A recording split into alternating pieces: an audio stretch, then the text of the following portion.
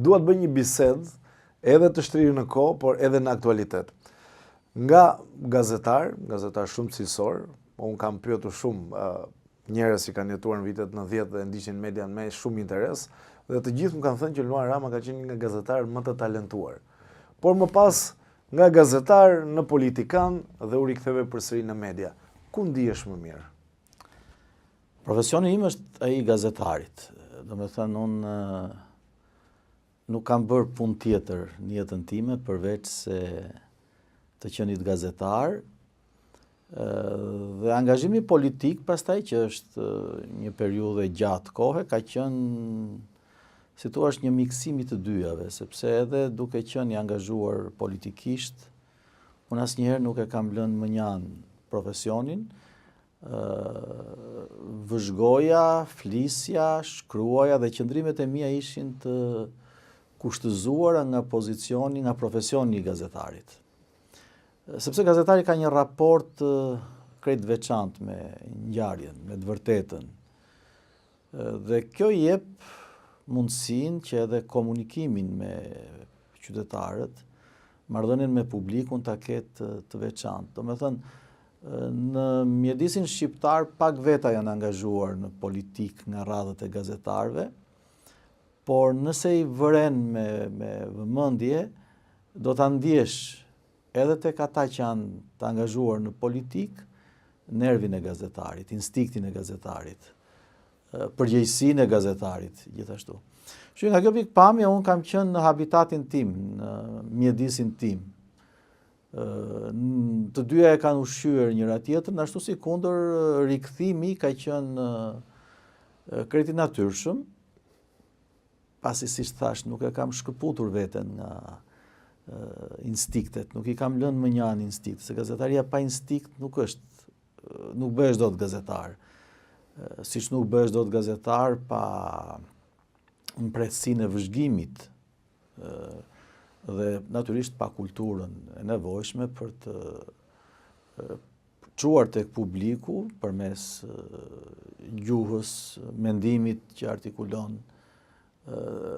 qasjen, të vërtetën, sepse ndodh që të njëjtën ngjarje e shohin shumë sy gazetarësh, po jo të gjithë arrin të çojnë apo të kapin thelbin e asaj që i duhet çuar shikuesit.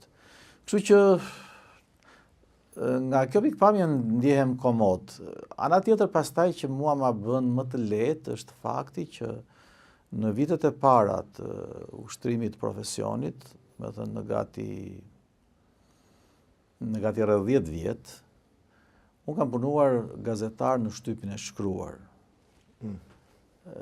Gazetari i shtypit të shkruar, gazetari i gazetës, ka një veçanti, sepse fjala e shkruar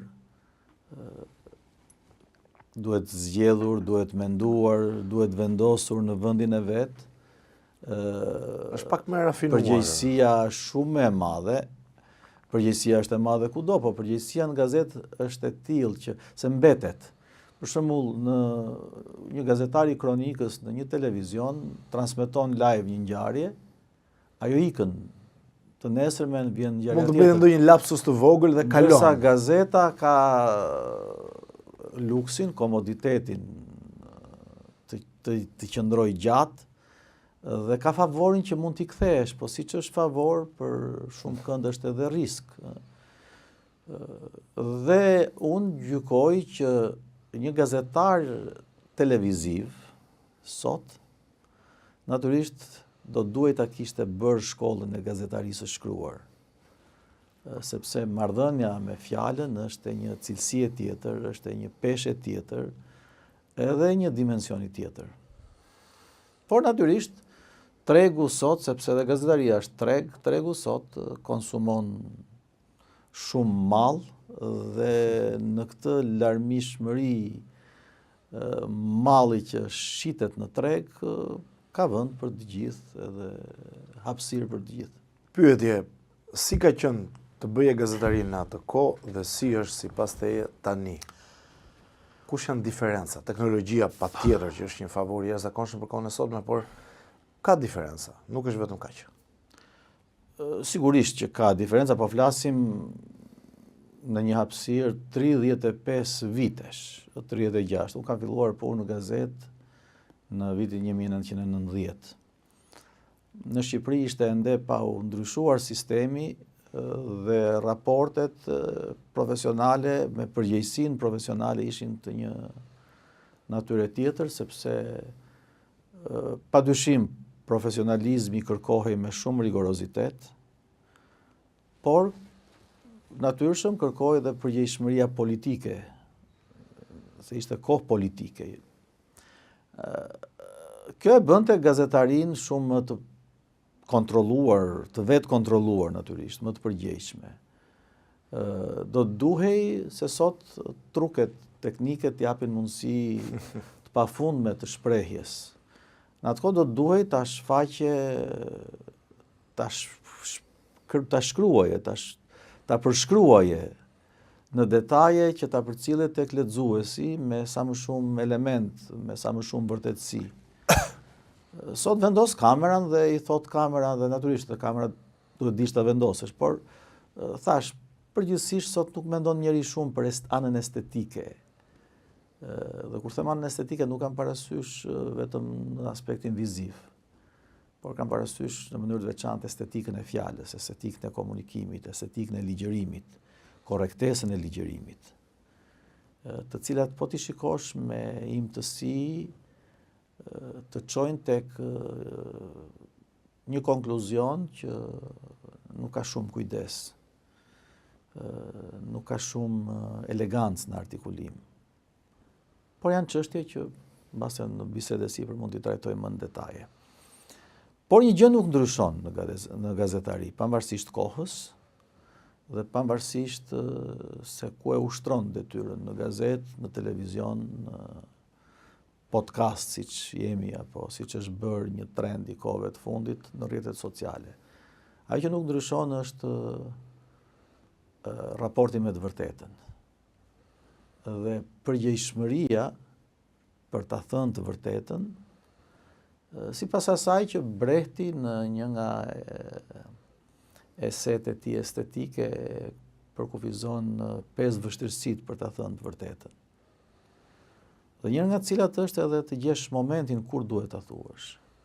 Se jo në çdo moment e vërteta bën të njëjtin efekt. Ashtu si kundër duhet të dish kujt ja thuash, duhet të dish si ta thuash. Kështu që parë me këtë sy, natyrisht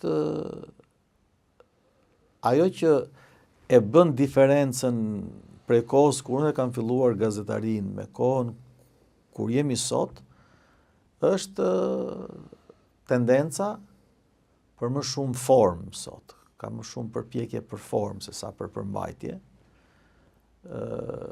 Është më sipërfaqësor se sa thelbësor qëndrimi ndaj lajmit, ndaj të vërtetës, sepse sot një pjesë e mirë kushtëzohen nga klikimet, nga shikueshmëria. Të merr malli për gazetat si kanë qenë deri 4-5 vite më parë, se tashmë jam drejt shtukjes. 3 ose 4 janë ende. Më trishton fakti që nuk ka më gazetë. Prekur atë jemi ndjesi tjetër nga celulari. Padyshim.